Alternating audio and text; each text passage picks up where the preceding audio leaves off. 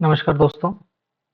MS word में हमने पहले होम पढ़ा था, इंसर्ट पढ़ा था। अब पढ़ेंगे हम ड्रॉ। ड्रॉ में सबसे पहले हम देखेंगे यहाँ पे अंडू, जैसे आपको पता है अंडू और रीडू, है ना, जैसे होम में मैंने पढ़ा दिया था। उसके बाद ये आता है एरो।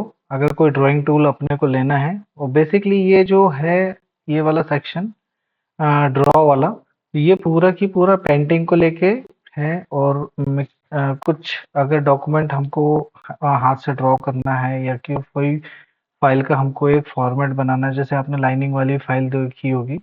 ठीक है, तो जैसे ये लाइनिंग वाली फाइल है, तो हम ऐसी एक फाइल बना सकते हैं यहाँ पर, है ना। और अगर दूसरा अगर वैसे चाहते हैं तो वैसे भी बना सकते हैं।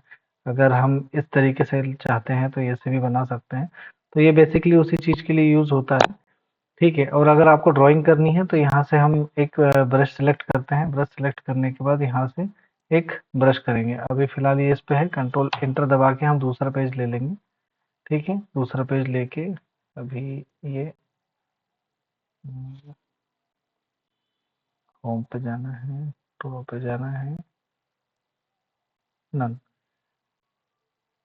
इसके बाद ब्रश ले लिया। ब्रश में ले जाने के बाद अगर हमको किसी चीज़ के लिए अगर यहाँ से इरेज करना है, सपोज ये हमने पेंट लिया, एक पेन लिया, और यहाँ पे हमने कोई भी ड्राइंग वगैरह बनाई। यहाँ से बनाने के बाद अगर इरेजर लेना है तो यहाँ से इरेजर लेके हम इसको मिटा सकते हैं। ठीक है, तो ये सब पेन ब्रश के प्रकार हो गए जो जो टूल यूज करते हैं उसके लिए। ऐड, अगर यहाँ से दूसरा कोई पेन लेना है या फिर कुछ भी, तो ऐसा वगैरह हम सब ये भी ले सकते हैं, है ना। तो ये इस चीज के लिए हो जाता है, ड्रॉ करने के लिए।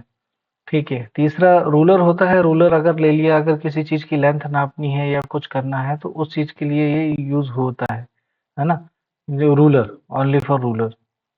और वापस हम रूलर पे जाएंगे तो उसको अनचेक या चेक कर देंगे, तो अगर उसकी लेंथ नापनी है या कुछ, तो उस चीज के लिए यूज करके हम यूजर मतलब रूलर का यूज कर सकते हैं। ठीक है, फॉर्मेट बैकग्राउंड में जैसा मैंने आपको बताया कि अगर मैंने यहाँ से ये क्लिक कर दिया तो इसके पीछे लाइन आ जाएगी।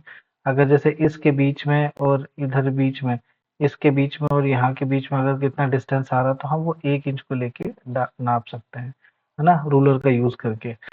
ठीक है, ink to shape. Ink to shape मतलब यही है कि जैसे आपने कोई इंक ले ली, अगर उसको शेप में कन्वर्ट करना है। ठीक है, अब सपोज मैंने एक यहाँ पे ये ले लिया, अगर एक सर्किल बनाया तो सर्किल बना दिया, तो इंक टू शेप क्या करेगा, वो उस शेप को कन्वर्ट कर देगा सर्किल में। ठीक है, अब जैसे मैथ्स, इंक टू मैथ्स आ गया। अब यहाँ पे मैंने लिखा पाई, लिखा सपोज यहाँ पे मैंने लिखा है पाई। ठीक है, तो यहाँ पे ये पाई बना हुआ आ गया, है ना। फिर हमने इसको वापस इरेज कर दिया। इरेज करने के लिए अगर मैं इसमें कुछ लिख देता हूँ, जैसे राइट कर लेता हूँ। अभी हमने पाई लिखा था, अभी फाइल लिख के हम लिख देते हैं, यहाँ पे फाइल लिख देते हैं। ठीक है, तो यहाँ पे इसने फाइल लिख दी है।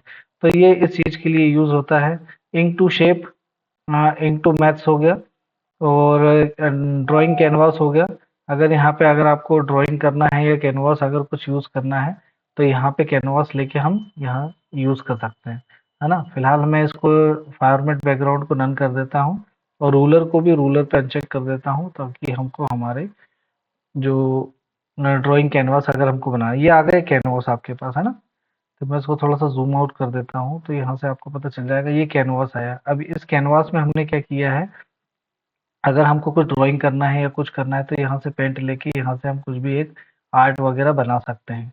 ठीक है, और इसके बाद अगर इंक, इंक रिप्लाई, अगर इंक रिप्लाई में क्या हो जाता है, यहाँ से इंक, ये इंक लिया, तो इंक रिप्लाई मतलब जैसे ड्राइंग आप करते जा रहे हो, बनाते जा रहे हो, अगर बनाते बनाते आप भूल गए कि यार ये मैंने कैसे बनाया था, तो आप इंक रिप्लाई पे कर क्लिक करके वापस देख सकते हो कि मैंने ऐसे ऐसे ड्राइंग बनाई थी और ऐसे ऐसे किया था, ताकि हम उसको वापस नेक्स्ट टाइम याद कर सकते हैं। एक आया था ink to shape. Ink to shape में क्या हो जाता है, अगर मान लीजिए मैंने इंक टू शेप पे क्लिक किया और यहाँ पे मैंने एक सर्किल बनाया, तो ये जैसे सर्किल बनाता है तो यहाँ पे एक सर्किल ऑटोमेटिकली बन जाता है। अब सपोज मैंने यहाँ पे एक स्क्वायर बनाया, ये स्क्वायर बनाया, तो स्क्वायर बनाते हैं तो ये ऑटोमेटिकली स्क्वायर में कन्वर्ट हो जाता है, इसलिए इंक टू शेप मतलब ये कन्वर्ट कर रहा है ना। तो ये थे कुछ रूल, कुछ थे टूल्स जो सिर्फ ड्राइंग के लिए यूज हो जाते हैं। अगले सेक्शन में हम पढ़ेंगे डिजाइन। ठीक है, बहुत बहुत धन्यवाद।